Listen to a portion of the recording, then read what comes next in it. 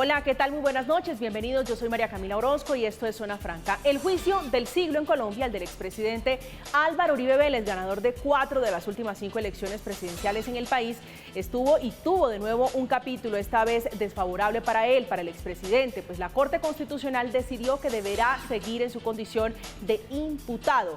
¿Cómo va este proceso lleno de derrotas y victorias para cada una de las partes? ¿En qué va el proceso que falta hoy? También además en este expediente convulsionado, expediente judicial, analizamos el caso del expresidente Uribe, que ha puesto a prueba distintos sectores de la justicia en Colombia: tribunales, juzgados, Fiscalía, Corte Suprema de Justicia y ayer la Corte Constitucional. Entramos en Zona Franca.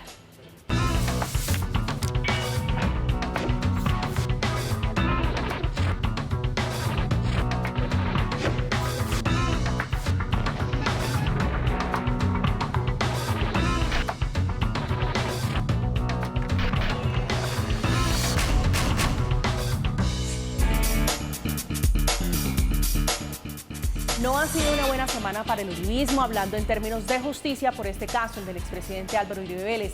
El caso de Uribe, que ayer tuvo mucho de novela, no tanto por lo dramático, que también tiene mucho de drama, sino sobre todo por el suspenso. La prohibición de usar celulares por parte de los magistrados, una suprema desconfianza entre ellos mismos en esta sesión, también por la filtración de información y al final el resultado casi de photo finish. 5 magistrados votaron porque el expresidente siguiera imputado y los otros 4 porque no. Está esta noche con nosotros Diego Gutiérrez, que es abogado experto en Derecho Penal, fundador y socio del Consorcio de Abogados Especializados. Doctor Gutiérrez, un gusto tenerlo acá en Zona Franca. María Camila, muchas gracias por la invitación y un saludo muy especial para toda la audiencia. A usted muchísimas gracias. También se une a esta conversación el doctor Rubén Darío Acosta, que es abogado penalista y director del Centro de Estudios Sociojurídicos Latinoamericanos. Bienvenido, doctor Acosta. María Camila, muchas gracias por esta invitación. Un saludo muy especial al doctor Diego Gutiérrez y a toda la teleaudiencia. Pues vamos a entrar en materia sobre el caso del siglo en Colombia. Doctor Gutiérrez, ¿qué fue lo que decidió la Corte Constitucional en las últimas horas que tiene en vilo al uribismo y por supuesto al expresidente Álvaro Uribe Vélez y su equipo de defensa? Bueno, lo primero que tenemos que manifestar el análisis de todas las circunstancias que quería Álvaro Uribe Vélez con sus defensores. Lo que buscaba Álvaro Uribe Vélez era dejar sin cimento la formulación de imputación que fue traída a la Ley 906 mediante una indagatoria de la Ley 600 que se realizó ante la Corte Suprema de Justicia. Ellos querían dejar sin piso esa diligencia, porque la Corte lo que tenía que analizar era si se equiparaba dicha diligencia que se realizó en la Corte a la formulación de imputación bajo los presupuestos que traen las diferentes normatividades. Y eso era lo que buscaban. ¿Y qué fue lo que sucedió? Que en la actualidad, para la Corte Constitucional, dichos actos tienen gran semejanza y por eso quedó en firme este pronunciamiento y se despachó desfavorablemente la petición que elevaba Álvaro Uribe Vélez. Pero ¿cuál era la pretensión principal? Es decir, ¿cuál es el sentido de fondo en términos muy prácticos para los televidentes de Zona Franca que la indagatoria, esto es en la Corte Suprema de Justicia, y la imputación en la Fiscalía tengan el mismo rango, la misma categoría?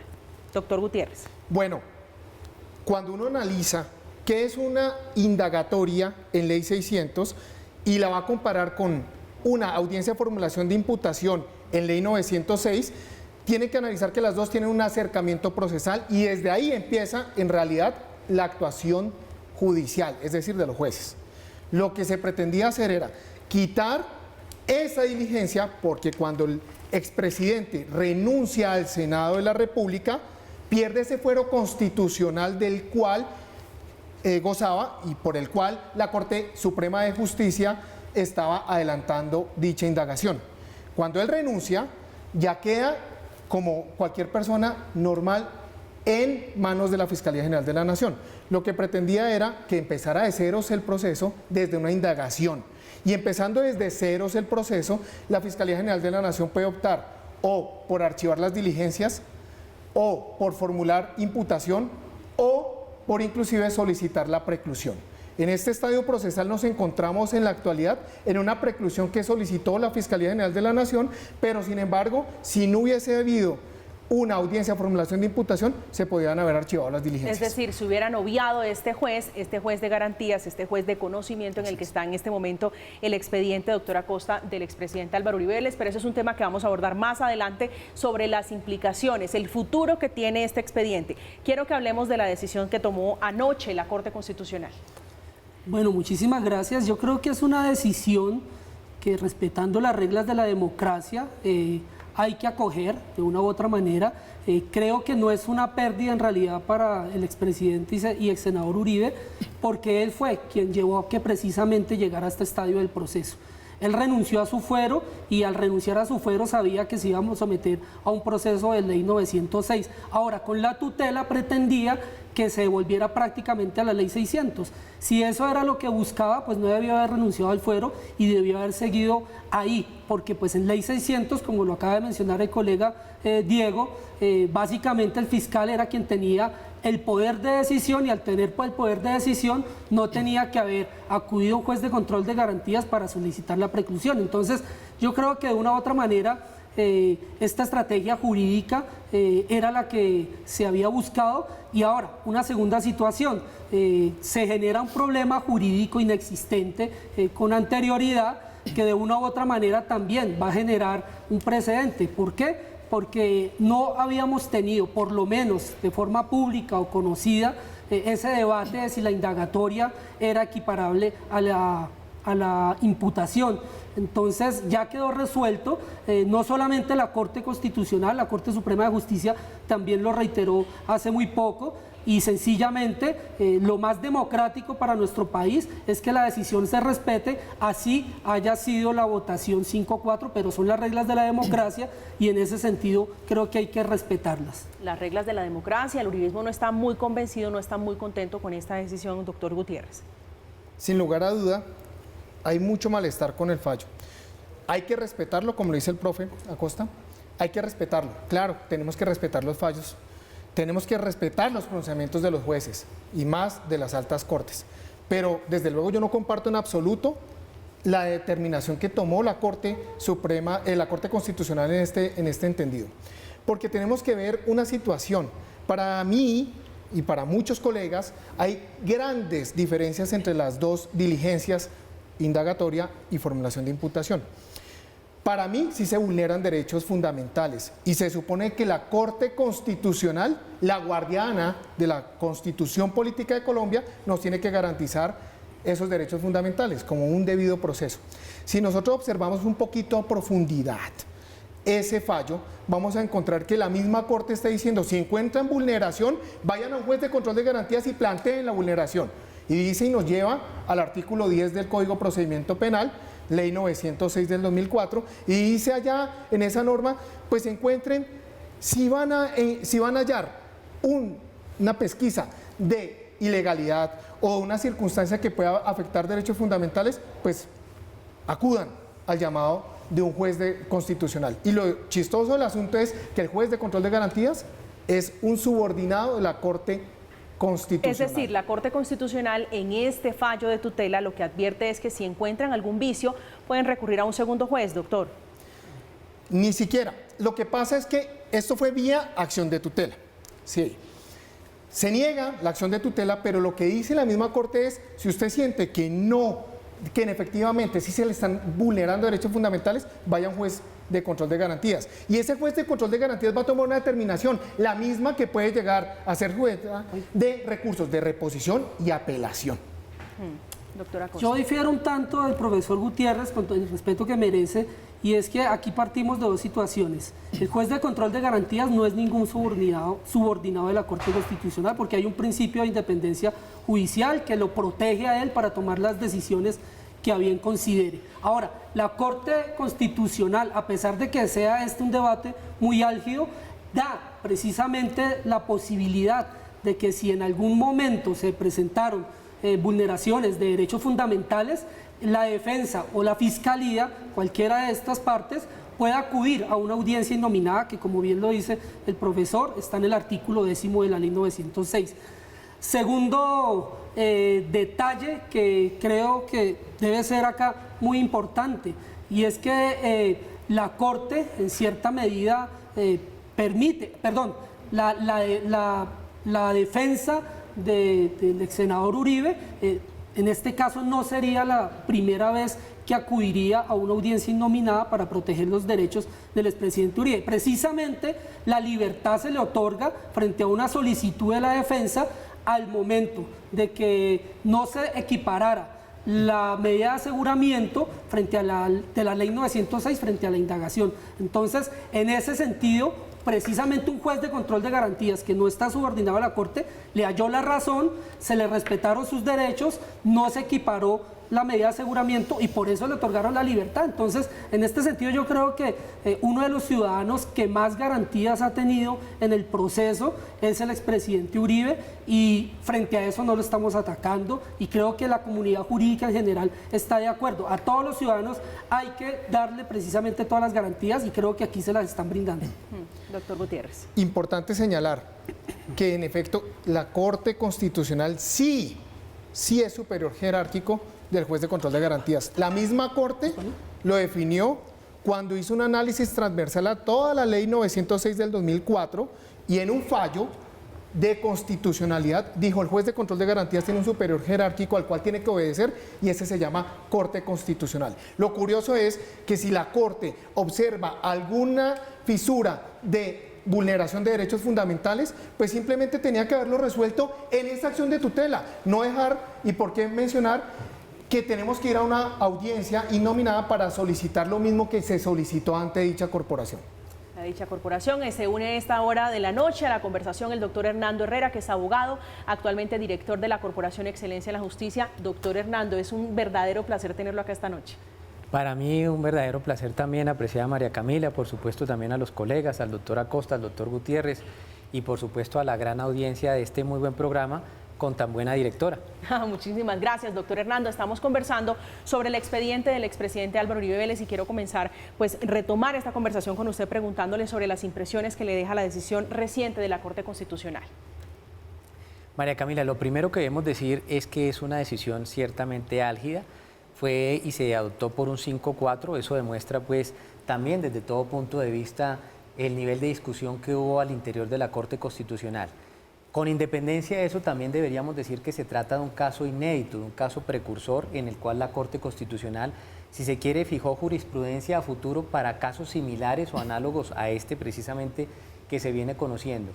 Y en un tercer aspecto, desde luego hay que señalar que puede existir un vacío normativo en lo que hace precisamente la situación de aquellos aforados cuyas investigaciones fueron iniciadas por la Sala de Instrucción de la Corte Suprema de Justicia y con la renuncia a la curul y desde luego la pérdida del fuero pasan a la jurisdicción ordinaria y a la Fiscalía. Y entonces el debate fundamental era si debía existir un equivalente y si son análogamente similares la indagatoria de la imputación. En ese sentido, la Corte Constitucional considera que sí lo es y ese es el precedente que se establece a partir de este momento. Hay algunas, digamos, declaraciones, algunos señalamientos de la falta de garantías en esta decisión. Fue, por supuesto, una diligencia accidentada por filtraciones, entre otras, que llevaron a un nivel de desconfianza entre ellos mismos, obligados a sesionar presencialmente sin ningún tipo de dispositivo electrónico, doctor Hernando. Eso me parece, sí, bastante preocupante. Todo funcionario judicial y lo que hace, desde luego, de las altas cortes están obligadas a unos elementos fundamentales, entre otras al secreto de las discusiones y de lo que ahí específicamente se debata. Porque si no, y en un caso sobre todo de tanta significación, no lo digo solamente desde la perspectiva que involucra a un expresidente de la República, sino porque están ligadas garantías fundamentales, se requiere mayor sigilo para precisamente evitar esas filtraciones. Yo censuro esa posibilidad y esos reclamos que se le hacen a la Corte los encuentro justificados. Doctora Acosta. Yo, con todo el respeto que merece el doctor, yo diría que esas discusiones en realidad no deben ser secretas porque son decisiones que precisamente deben salir a la luz pública. Ahora, que hayan salido antes de la decisión sí es lo que me parece bastante delicado y lo cual compartimos. Una crítica que es permanente a las altas cortes, sobre todo a la constitucional, es que se pronuncie a través de comunicados y creo que de una u otra manera eso se debe corregir. La Corte se debe pronunciar una vez se tenga el fallo y de esa manera quizás debates como en el que hoy estamos aquí convocados pudiéramos desarrollarlo de una forma un poco más certera o más precisa. Aquí de una u otra manera estamos generando un debate con relación a unos supuestos a partir de una decisión, y frente a ello creo que es muy importante que la Corte pierda esa práctica de estar emitiendo comunicados y de una u otra manera se comprometa con la sociedad colombiana a brindar esa seguridad jurídica, a pronunciarse únicamente a través de los fallos. Pues pasó recientemente con la decisión en torno, polémica ella por supuesto, de la eutanasia, donde por supuesto generaron muchas inquietudes y frenaron la de doña Marta Sepúlveda, la primera mujer que se iba a convertir en la colombiana en recibir este procedimiento, doctor Gutiérrez, sobre la Corte Constitucional y la publicidad de sus diligencias. Nefasto que conozcamos los fallos mediante comunicados de la corporación. No hay por qué hacerlo, no tienen el por qué señalarlos, no tienen por qué salir a unos medios de comunicación a darnos a conocer qué fue lo que fallaron. Para eso está el fallo. El fallo es la publicidad que se le tiene que dar. Cuélguenlas en redes, cuélguenlas en las plataformas y ya nosotros los ciudadanos y el resto de personas que trabajamos en esto, pues nos encargamos. Pero además, altamente llamativo, ¿por qué salen algunas informaciones filtradas? Si ellos quieren guardarlo con un sigilo, porque hay filtraciones, esto es algo que preocupa bastante. Pero no es solo en la Corte Constitucional. En este proceso en particular, sí que existieron filtraciones en el caso de Álvaro Uribe Vélez, y en la Corte Suprema de Justicia se dieron la mayoría de ellas. Doctor Hernández. Bueno, yo creo que hay un punto fundamental que quisiera reiterar, y yo no creo que haya distancia, sino que por el contrario haya anuencia o comunidad de criterio con lo que yo señalaba y lo que ahora expresaba el doctor Acosta. Es absolutamente lógico que en todo proceso que se debata ante una alta corte e incluso ante cualquier despacho judicial haya sigilo al momento previo a esa expedición de ese dictamen o de esa sentencia. Desde luego después todo aquello que se quiera revelar por parte de esa corporación para efectos de ilustrar a la ciudadanía resulta de beneplácito y es loable. Lo que precisamente se censura es que se hubiera hecho previamente, y entre otras, porque eso supone también que los mismos magistrados se hubieran tenido que autollamar la atención, citarse de manera presencial y eliminar cualquier posibilidad de comunicarse externamente. Este es desde luego un llamado de atención respetuoso. Yo conozco a los 9 magistrados de la Corte Constitucional, tengo la mejor de las impresiones sobre las 4 mujeres y 5 hombres que conforman ese ente, pero también se trata de un llamado de atención de seriedad. La Corte Constitucional es un espejo en el cual se ven no solamente jueces en este país, sino en todo el mundo, y por eso la rigurosidad del procedimiento es supremamente importante y desde luego lo que hace del sigilo de las decisiones que ahí se tomen antes de ser ellas emitidas. Pero estamos de acuerdo, doctor Hernando, que el sapo, por si se puede permitir la expresión, estaba dentro de la Corte, porque se transmitió en simultáneo, es decir, alguno de los magistrados tuvo que haber filtrado, que entre otras cosas no es culpa del periodista. El mejor de los mundos para el periodismo es tener la información de primera mano, esto es responsabilidad exclusiva de los magistrados. Esa es una muy buena alusión, María Camila. Yo creo desde todo punto de vista que los periodistas están para ejercer su oficio. Yo creo que si específicamente ellos dan con una revelación de una información, eso va ligado a un derecho fundamental, que es la libertad de información y la libertad de expresión. Por tanto, coincido con ese análisis. Aquí no hay que censurar a los periodistas que están cumpliendo con un oficio, informar.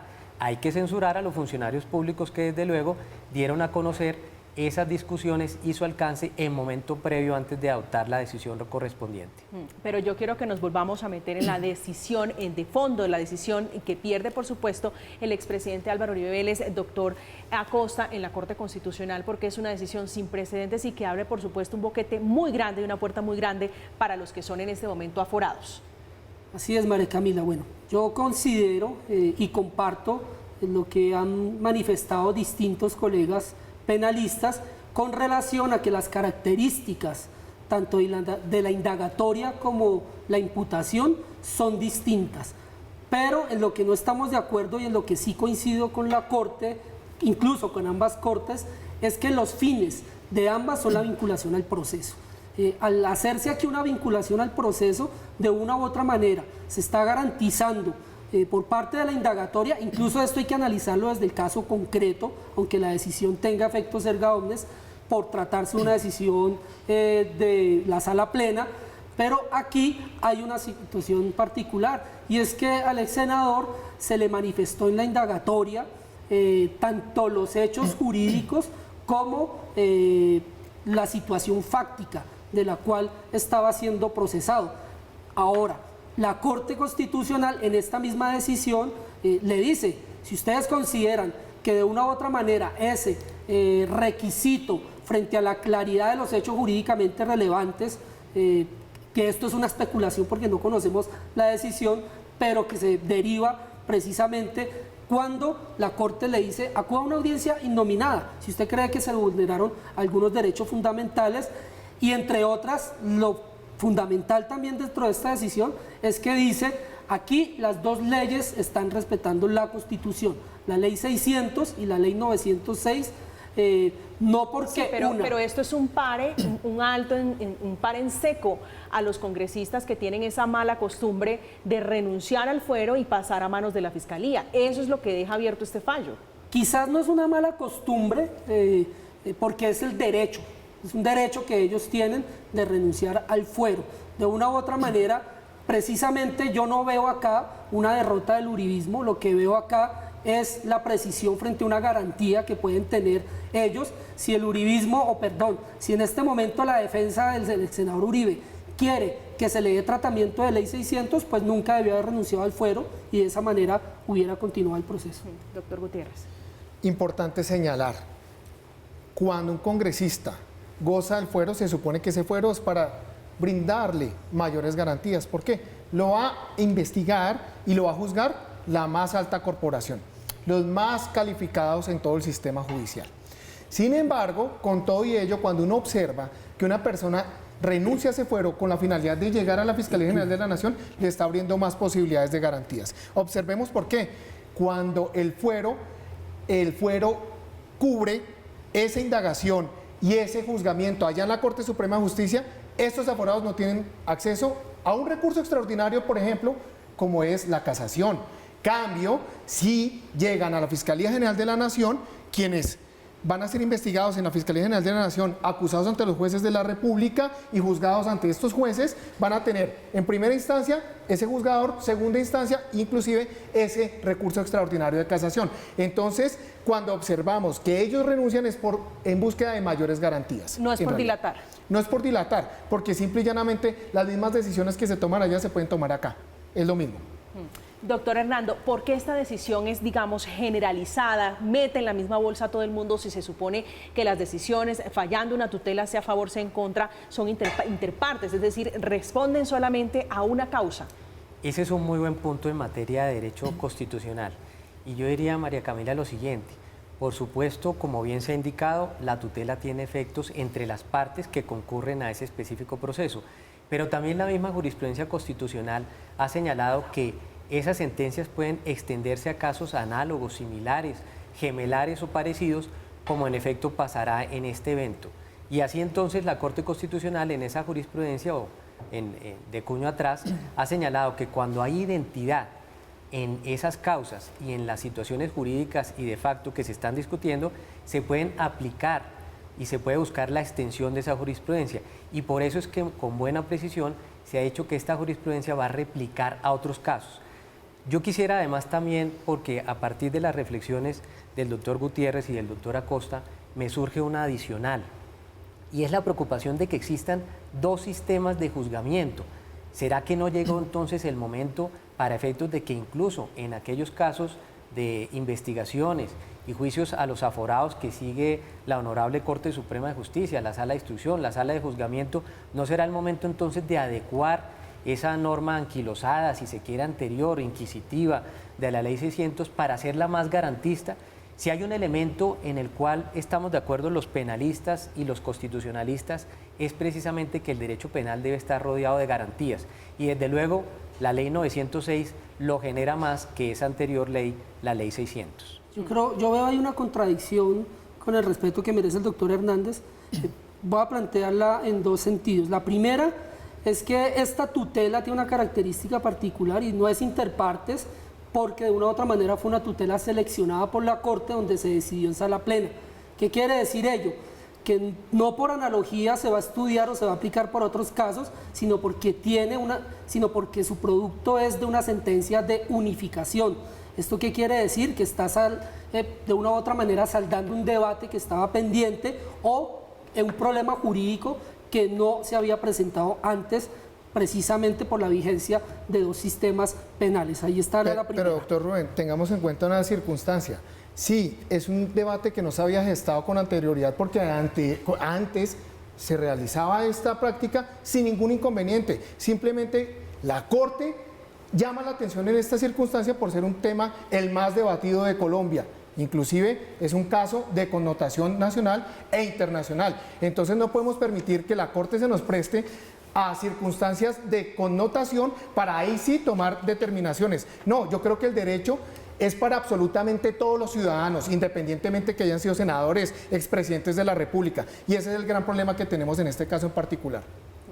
Yo creo que el doctor Acosta debería oír mejor las intervenciones, por lo menos las del suscrito, porque volvemos nuevamente a estar de acuerdo. Cuando se ha dicho frente a la pregunta si una tutela puede eventualmente, así sea, y tenga efectos interpartes, tener efectos de extensión, es no porque lo diga el suscrito, porque la misma Corte Constitucional en sus 30 años de existencia así lo haya señalado. De todos modos, desde luego, este es un caso que fue conocido por la Sala Plena, genera una sentencia de unificación, pero en todo caso el origen es un caso que vincula una parte con otra, independientemente de la extensión, que desde luego para casos similares y más tratándose de una sentencia de Sala Plena, puede ser absolutamente replicable. Pero recordemos incluso que así no se tratara de una sentencia de unificación, la misma Corte Constitucional ha planteado 2 principios fundamentales: inter communitis, inter pares, frente a situaciones iguales, aplicar precisamente esa jurisprudencia, así con todo se trate de unas T y no de OSU. Para el público, obviamente, que nos sigue, una SU es cuando conoce de esa tutela toda la Corte Constitucional, los 9 magistrados, una T es cuando conocen 3 magistrados, conformando una sala de decisión de esa alta corporación. Pero en este caso, son temas sumamente técnicos, digamos, para las personas que poco conocen, doctor Hernando, pero yo lo quiero llevar a la discusión en por qué, y lo mencionaba hace unos instantes el doctor Gutiérrez, por qué este tema alrededor del expresidente Álvaro Uribe Vélez despierta tantas pasiones, señalamientos de lado y lado, es decir, entre las personas que hacen parte y en la mitad una institución tan respetada y tan honorable como es la Corte Constitucional. María Camila, todo proceso que vincule, y en eso estaremos de acuerdo el doctor Gutiérrez, el doctor Acosta, el suscrito y toda la comunidad jurídica, que vincule a un político, a un dirigente, pues tiende obviamente a llamar muchísimo más la atención, a prender más los reflectores. Pero también debemos señalar lo siguiente: la Corte Constitucional, como cualquier corporación judicial, merece respeto. Cuando se le critica los términos que aquí bien se vienen haciendo, me parece que son los términos acertados. Se hace específicamente con una visión de ofrecer una interpretación distinta. Pero esta misma Corte, y yo lo digo para ser juicioso, es la misma Corte que hace algunos meses, por ejemplo, generó la posibilidad de doble conformidad o doble instancia para el caso de Andrés Felipe Arias. Es otra Corte además que ha tenido conocimiento de otros asuntos que vinculan a otros políticos y les ha dado esa otra posibilidad. Volviendo al punto de lo que es el respeto a la Corte, debería señalar que esta sentencia desde luego está para ser criticada, censurada, pero con unos límites de lo que debe ser siempre la protección de la institucionalidad. Apartándome de eso, diría, cualquier otro caso que llegue a la Corte, a esta o a cualquier otra, que genere obviamente vislumbre o que involucre a un político, va a llamar siempre la atención. Hay actualmente candidatos presidenciales. Doctor Hernando, tenemos que ver, precisamente ese es el punto, no hay por qué prender luces y escenarios para un tema de un ciudadano más. Álvaro Uribe Vélez es igual que todos. Esto no tiene que ponérsele un mantel de especialidades y un tapete especial porque es Álvaro Uribe Vélez o porque es un senador o porque X o Y. No, la Corte tiene que obrar como la Corte. Tiene que revestirse de majestuosidad y decir, mejor dicho, no podemos trabajar más así, no podemos llegar, en otros dichos, a censurar a cualquier ciudadano y solo prenderle cámaras a otros ciudadanos porque es un caso de connotación. Pero, yo creo que todos los casos son iguales.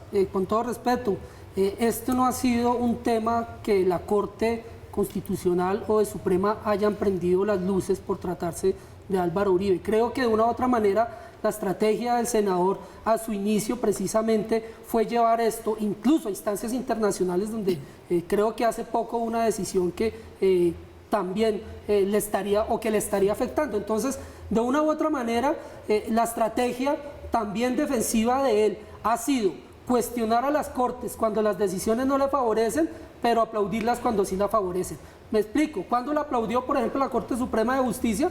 Pues cuando la Corte decidió que el proceso debería seguir en cabeza de la Fiscalía.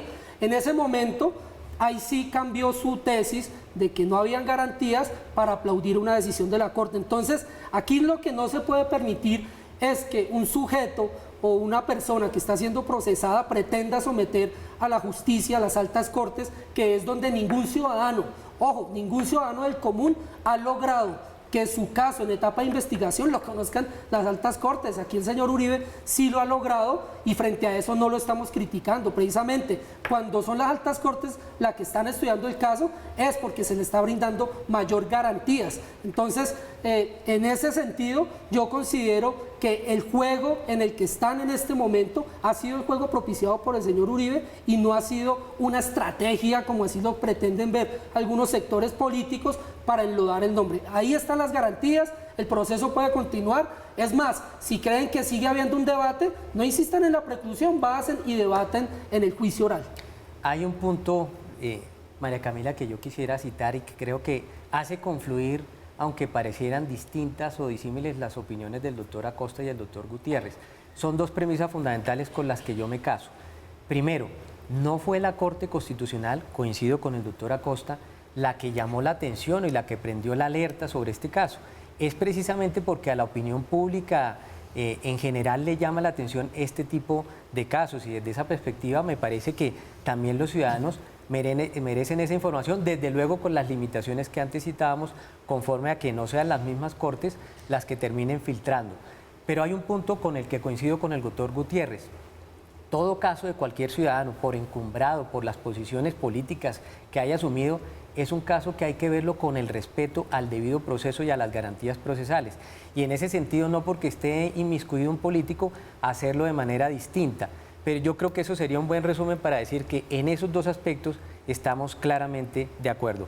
Garantismo, claro que sí, en lo judicial, pero también la posibilidad de que se acceda a información por parte de la opinión pública calificada, que es la que en este caso, por ejemplo, exigía esa información. Doctor Hernández, y perdóneme que le interrumpa finalizando, pero hay que pedirle a los procesados respeto. Yo creo que de una u otra manera, claro, las decisiones son cuestionables cuando no le favorecen a uno, pero de una u otra manera, una persona que lideró el país, que aún hoy en día sigue teniendo una vocería muy importante, debe respetar la Constitución, debe respetar las decisiones judiciales y no poner en tela de juicio absolutamente todo aquello que no le favorece. Entonces, el llamado es a que respete las decisiones y que acuda a los recursos judiciales. Ahora, no sabemos si la decisión que tomó la Corte Suprema de Justicia al negar la tutela puede ser porque argumente que tenía otros mecanismos para acceder a la petición, porque todavía no conocemos. Ese es el grave error de salir a pronunciarse con comunicados y no con la decisión. Pero, doctor, entonces, ahí no sabemos esa situación. Es que dijo, entre otras cosas, el magistrado Linares, que es por un pequeño detallito técnico. Quiero hacer una acotación y es lo siguiente. Si es cierto que la persona que está sometida al imperio de la ley tiene que respetar. Y tiene que respetar los fallos judiciales y también toda la actuación al interior del procedimiento. Eso inclusive es una de las normas procesales que están decantadas. Pero yo creo que el llamado es un poco más allá. Puede que la persona diga y haga lo que a bien tenga y se pronuncie al respecto de las cortes como bien tenga. Independientemente de eso, lo que yo manifiesto y reitero es que ningún juez de la República, y mucho menos una corte, tiene que prestarse al juego. Ellos son los que tienen que respetar. ¿Y cómo tienen que respetar? Haciéndose respetar. No es necesario salir a una rueda de prensa a explicar su fallo. No es necesario. El fallo se explica solo, porque el fallo contiene toda la elaboración de un conjunto de conceptos que van a decir o a expresar la voluntad de dicha corporación. ¿Por qué toca salir a un medio de comunicación a decir qué fue lo que resolvieron? Eso es, para mi modo de ver, un irrespeto. Eso no debería existir y eso no debería hacerse en ningún estadio judicial. Pero hablemos ahora, yo quiero llevarnos al punto de los magistrados que salvaron votos, es decir, los otros 4 que se apartaron, doctor Gutiérrez, de esta decisión porque no comparten con sus otros compañeros la visión que tienen de esta ponencia del magistrado Alejandro Linares. Importante, pues no conocemos a profundidad cada pronunciamiento de ellos y su modo de ver, hemos visto algunas cosas, pero algo cierto es que ellos, acorde al pensamiento que yo estoy llevando con lo poco que conozco de esta acción de tutela, a la vulneración de garantías procesales. Ellos en el salvamento de voto anuncian vulneración de derechos fundamentales. ¿Y quién es la Corte Constitucional? Quien debe velar por los procedimientos, quien debe velar por las garantías procesales y por la Constitución política. Pero son minoría, de una u otra manera, quienes consideran que no se vulneraron las garantías posiblemente fueron los 5 que tomaron esta decisión, pero aún así, si los salvamentos de votos, si es que se presentan 4 o 1, porque tampoco lo sabemos, consideran que hubo vulneración de derechos, la misma Corte o los 5 magistrados o incluso el ponente le dice, si cree que hay vulneración, acuda nuevamente, porque ya lo hizo la defensa y lo reitero, la libertad se dio por una audiencia innominada. Le dice, oiga, acuda nuevamente a la audiencia innominada si usted cree que se vulneraron los derechos y con eso subsanamos. Entonces, de una u otra manera, pues es una decisión democrática. Algunos quizás no digamos que la compartimos, pero sí la respetamos. Quienes perdieron, pues sencillamente hay que someterse, hay que respetarla, pero aquí yo no considero que de una u otra manera pervivan la vulneración de derechos fundamentales, más aún cuando hay una ventana que se le brinda en esa decisión a la defensa. Uno podría preguntarse cuál es el efecto de los salvamentos de voto y desde luego pues es un disenso sobre la postura mayoritaria, pero desde luego no están llamados a cambiar la sentencia. Por eso, con independencia de ese asunto, quisiera sí ir a uno que me parece de gran calado y aquí ya se ha citado por mis colegas, y es cuál debería ser la forma en la que deberían darse a conocer los fallos de la Corte Constitucional. Y es que los comunicados nos ponen en esta discusión de tratar de interpretar lo que aparentemente la Corte habrá sentado como posición, o la parte mayoritaria o la parte que disiente de esa opinión. En últimas, lo que estamos haciendo es un ejercicio futurístico sobre lo que podían ser las extensiones tanto de lo uno y como de lo otro.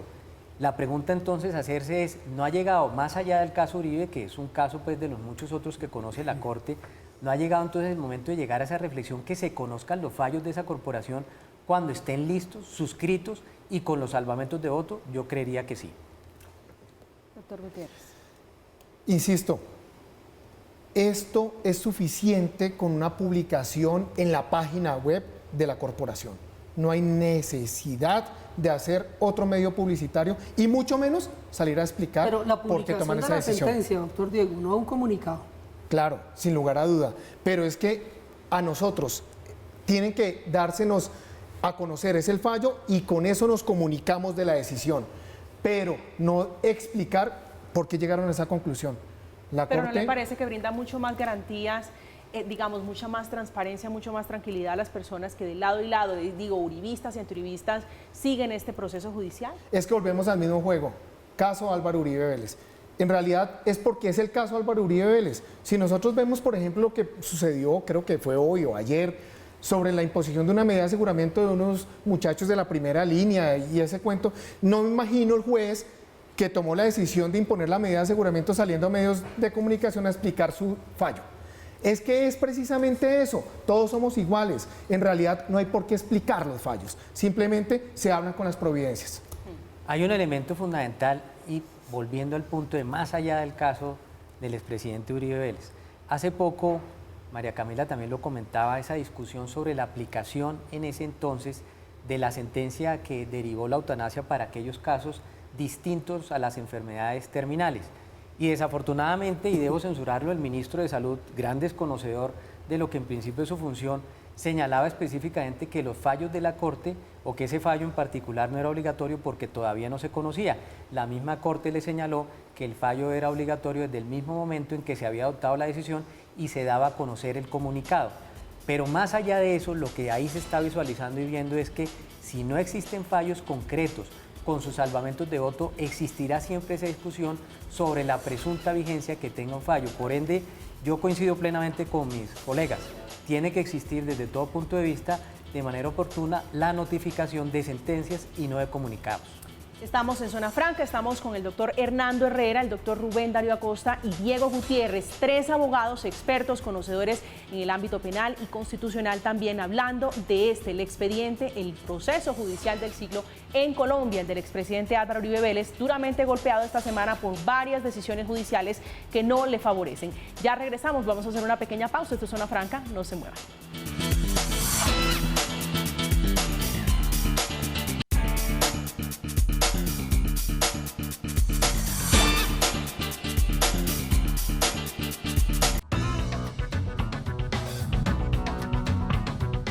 Arauca lleva 11 días sin luz. Y tenemos alrededor de 3 municipios completamente afectados. Desorganización familiar porque muere un ser querido avaliado. Nosotros tenemos que parar en Colombia, el mayor productor de coca del mundo. El proyecto que acabas de explicar no tiene ni pies ni cabeza. Acuérdese que el que está aquí parado con usted se va a quedar. Entonces sea muy prudente en lo que va a decir. Luis, ¿usted cómo lo ve, cómo analiza lo que está pasando en este momento en materia de seguridad en el país? Una de las polémicas de esta semana corre por cuenta del Ministerio de Salud. Sobre la mesa está la discusión sobre la regulación de las armas llamadas no letales, en medio del aparente recrudecimiento de emboscadas, secuestros y atentados.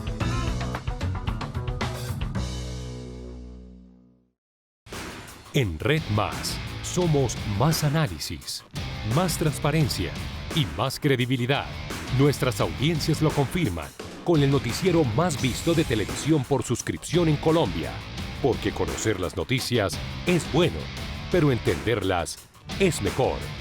También somos verdad sin censura, porque el poder está en entender y respetar las opiniones, en comulgar con el periodismo bien hecho, en donde el debate creíble y real es la forma como se deben hacer las cosas siempre. Somos Red Más, información en tiempo real que cambia la forma de ver la vida y de comunicarla. Estamos de regreso en Zona Franca hablando de este proceso judicial convulsionado y justamente vamos a tratar de entender cuáles han sido las victorias, porque este proceso ha estado marcado por victorias y derrotas de todas las partes que intervienen. Zona Franca hizo un repaso muy breve del proceso de Álvaro Uribe Vélez, al que aún le quedan muchos capítulos por contar.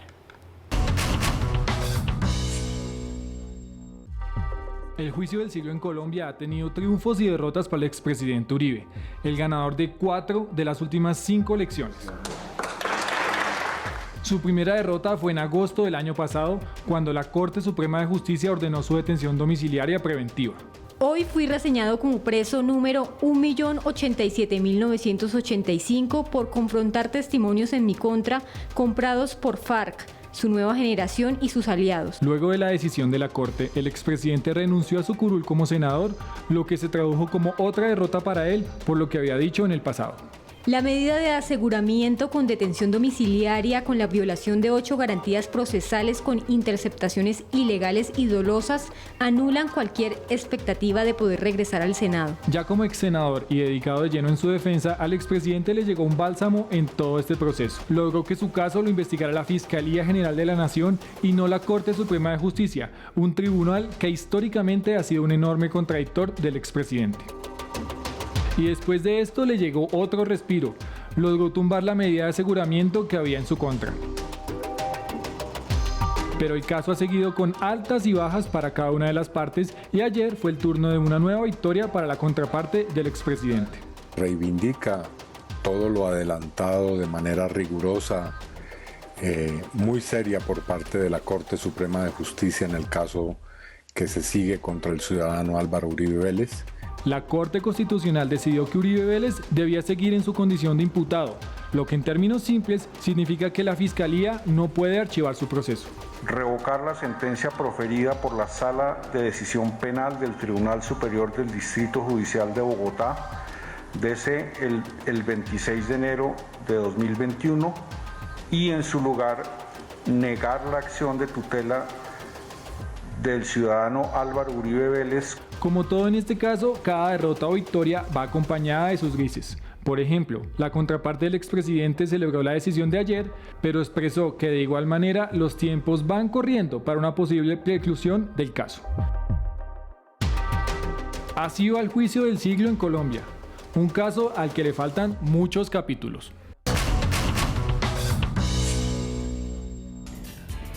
El tiempo está corriendo justamente en este expediente donde se han enfrentado el senador del Polo Democrático, Iván Cepeda, constituido como víctima, y el expresidente Álvaro Uribe Vélez, ahora a expensas de que un juez le resuelva en la justicia ordinaria su situación jurídica. Doctora Costa, todo este recorrido, todo lo que hemos discutido con esta sentencia, con este fallo de tutela de la Corte Constitucional, la decisión también de esta semana de la Corte Suprema de Justicia de decirle a la defensa del expresidente Álvaro Uribe Vélez que el senador Cepeda no tenía la obligación de guardar los chats con Juan Guillermo Monsalve, es para que todo este ambiente, para terminar, ¿en qué va a pasar con el expresidente Álvaro Uribe? Bueno, siguiendo la rigurosidad procesal de acuerdo a la decisión de la Corte Constitucional, lo que sigue es esperar a que se defina la preclusión solicitada por la Fiscalía General.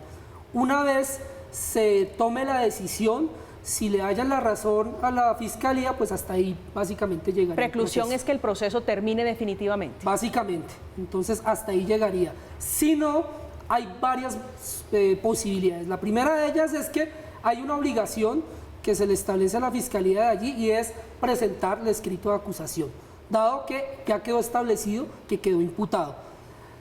¿Qué puede pasar antes de eso? O que la Fiscalía solicite otra preclusión, aludiendo a otro de los requisitos, que revise si hay posibilidades de acudir a un principio de oportunidad, que se acoja a un preacuerdo o precisamente que establezca otra audiencia innominada a la defensa, como la Corte le abrió la puerta, y se fijen los hechos jurídicamente relevantes si es que se considera que aún no están fijados como tal. Entonces, ese es el camino que le sigue. De una u otra manera, el proceso continúa y en este momento pues los tiempos están corriendo y son relevantes para cualquier decisión. Realmente tiene una baraja de posibilidades el expresidente Álvaro Uribe, doctor Gutiérrez.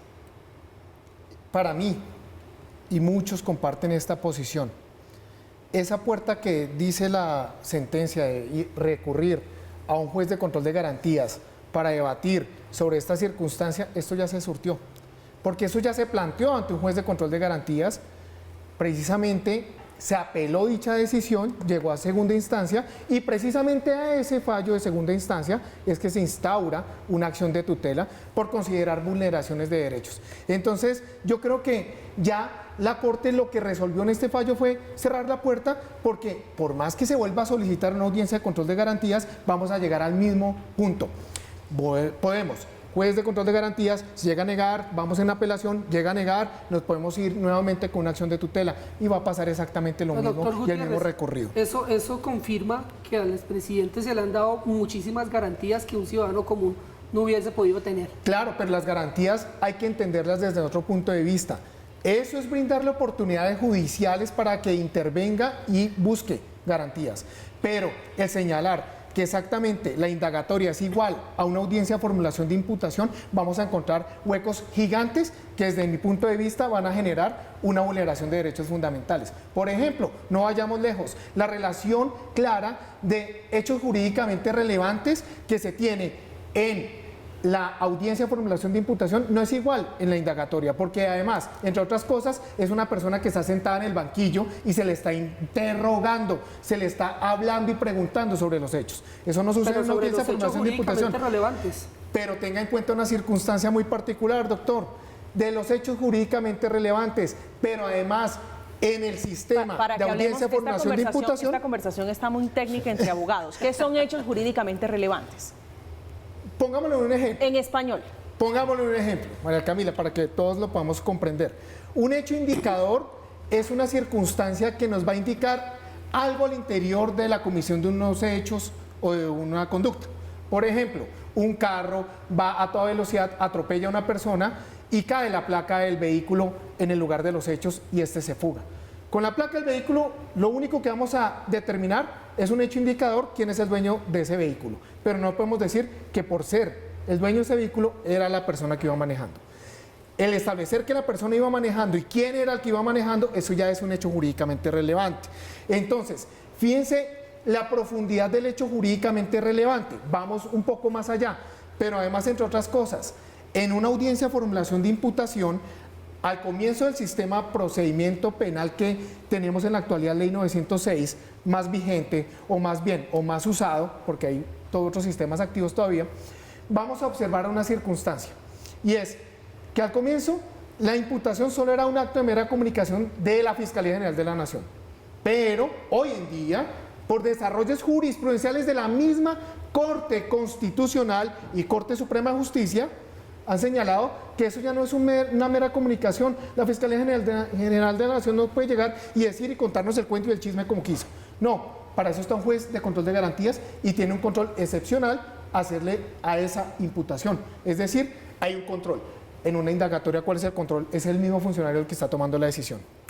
Los ires y venires de este expediente, estamos en Zona Franca hablando del expediente del expresidente Álvaro Uribe Vélez y ahora en la fase final de Zona Franca hablando de las rutas del futuro de este proceso del expresidente Álvaro Uribe Vélez, el primer expresidente después de Samper prácticamente en el banquillo de los acusados. Ya regresamos.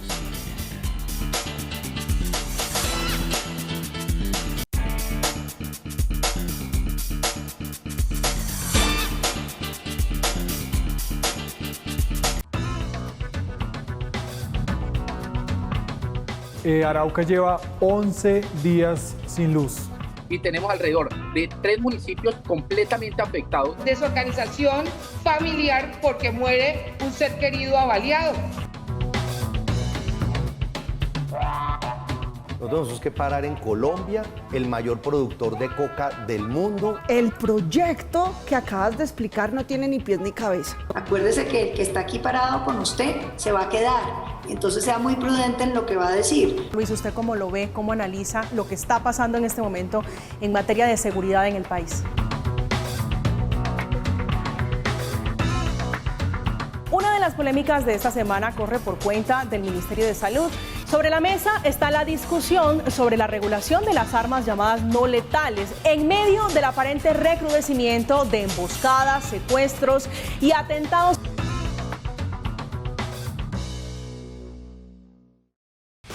En Red Más somos más análisis, más transparencia y más credibilidad. Nuestras audiencias lo confirman con el noticiero más visto de televisión por suscripción en Colombia. Porque conocer las noticias es bueno, pero entenderlas es mejor. También somos verdad sin censura, porque el poder está en entender y respetar las opiniones, en comulgar con el periodismo bien hecho, en donde el debate creíble y real es la forma como se deben hacer las cosas siempre. Somos Red Más, información en tiempo real que cambia la forma de ver la vida y de comunicarla. Después de este breve corte comerciales, estamos de vuelta en Zona Franca hablando del expresidente Álvaro Uribe Vélez y la suerte, doctor Hernando, que le espera en esta justicia ordinaria, esa carta que se jugó justamente su defensa para llegar allí, a la Fiscalía. Este es un caso que hasta la fecha sobre todo se ha debatido temas de procedimiento, que si la renuncia a la curul tenía el efecto de sustraer la competencia de la Corte Suprema de Justicia, que si podía obviamente una persona aforada renunciar, como yo lo creo válidamente, al fuero, porque pues es una garantía que se le da, como la circunstancia y la vicisitud reciente, si la imputación y la indagatoria son figuras equiparables, cuál es la ley, es decir, siempre hasta aquí lo que hemos visto en un gran porcentaje son debates de índole procesal. Y viene ahora el debate de fondo, el debate sobre las pruebas. ¿Existen o no, o tienen la potencialidad esas pruebas de afectar la inocencia del ex senador y expresidente Álvaro Uribe Vélez? No olvidemos que, entre otras, aquí está en discusión elementos como, por ejemplo, las interceptaciones que se le hicieron a su celular, según la Corte Suprema de Buena Fe, según los defensores del doctor Uribe Vélez, por error, lo que deviene en una vulneración de sus derechos fundamentales. Y el otro debate, si debía o no el senador Cepeda aportar la carcasa de su celular, frente a lo cual además ha dado distintas versiones, que no lo otorgaba, unos pantallazos y después pero que ya se le resolvió, había... doctor Hernando, la Corte Suprema esta semana, además con un argumento prácticamente inédito y muy interesante sobre la intimidad de las personas. Dice, no estaba obligado a guardar y a preservar esos chats que sostuvo con el ex paramilitar Juan Guillermo Monsalve. Correcto. Aquí lo que pasa es que si se trata de una prueba fundante de ese proceso, pues sería interesante tenerlo en cuenta.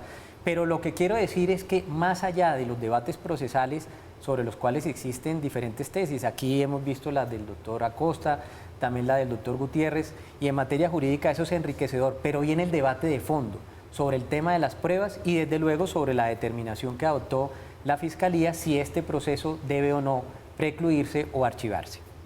Doctora Acosta. Yo creo que de una u otra manera se están agotando la cantidad de recursos que le asisten a la defensa con relación a la fase previa o fase de investigación, si lo queremos ya asimilar a Ley 906, y de una u otra manera habrá que esperar la decisión de la preclusión, pero si hay un debate probatorio, ya llegará su oportunidad. De una u otra manera, también es importante aclarar que no se ha definido con relación a estas interceptaciones. De una u otra manera hubo decisiones en la Corte Suprema de Justicia. ¿Pero esto no repercute directamente en el proceso de Uribe? De una u otra manera todavía no se ha agotado el debate porque pues, renunció al fuero.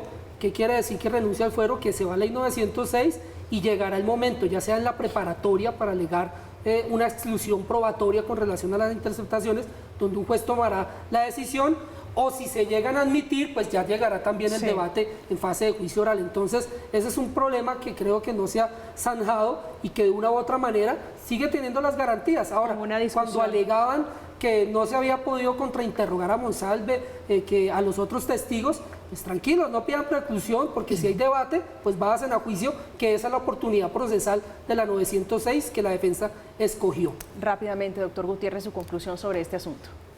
No puedo hablar mucho del tema probatorio porque soy abogado de uno de los procesos generados del expresidente Álvaro Uribe Vélez. Sobre la suerte de ello no puedo referirme tanto. Lo único que puedo decir es encontramos mucho elemento material probatorio que va a esclarecer en verdad todos estos hechos y eso lo vamos a ver en audiencias que vienen. Mucho, doctor Hernando. No, una pildorita final para la memoria. Al expresidente Uribe Vélez obviamente lo investigó la Corte, son jueces y ahora obviamente la justicia ordinaria. En el caso reciente otro expresidente que fuera también llamado a juicio, el expresidente Ernesto Samper, a él no lo exoneraron jueces, lo exoneraron políticos, presididos por Heine Mogollón en ese lamentable episodio de la comisión de acusaciones. Los juicios contra el expresidentes colombianos, enredados con la justicia, por supuesto. Ya llegamos al final de Zona Franca. Lastimosamente se nos acaba el tiempo. Doctor Hernando Herrera, un gusto tenerlo acá en Zona Franca esta noche. Estuvo con nosotros también Rubén Darío Acosta y Diego Gutiérrez. Se nos agota el tiempo, pero seguramente de este asunto seguiremos hablando. El juicio, el expediente del siglo, el del expresidente Álvaro Uribe Vélez. Llegamos al final. Feliz resto de noche para ustedes.